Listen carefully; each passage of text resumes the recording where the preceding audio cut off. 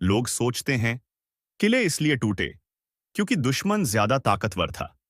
पर इतिहास की सबसे गहरी सच्चाई यह है, भारत के अधिकतर किले युद्ध में नहीं, खामोशी में छोड़े गए। पत्थरों से बने ये किले असल में सिर्फ दीवारें नहीं थे, ये पूरे साम्राज्य की नसें थे। यहां से रास्ते देखे जाते थे, सेनाएं चलती थीं और दूर दूर तक हर हलचल पर नजर रखी जाती थी।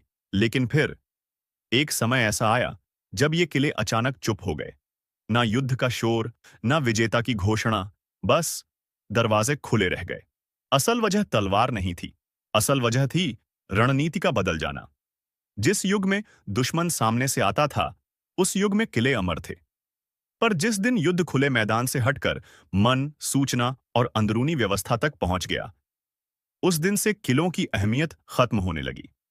सबसे बड़ा झटका तब लगा जब नए शासकों ने समझ लिया, किले दुश्मन को रोक सकते हैं, पर जनता को नियंत्रित नहीं कर सकते।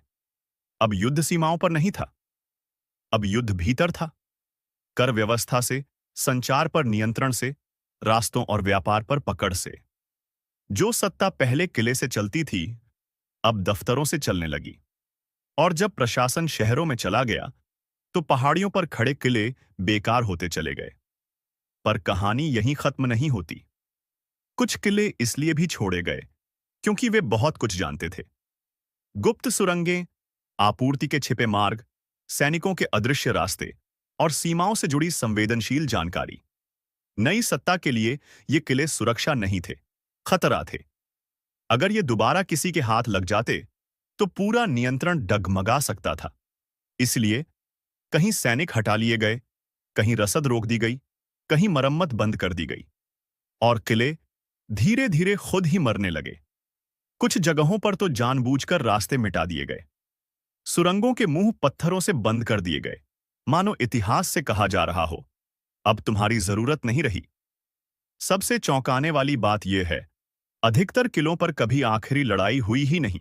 न कोई शिलालेख, न कोई अंतिम घोषणा, बस एक दिन पहरेदार नहीं आए। तो क्या ये किले हार गए? नहीं, किले नहीं हारे, रणनीति बदल गई थी। और जब युद्ध का मैदान बदलता है, तो सबसे मजबूत दीवारें भी बेकार हो जाती हैं। आज जब हम इन किलों में चलते हैं, टूटे दरवाजे, खामोश बुर्ज और खाली प्रांगण, हमें वीरता की कहानी नहीं,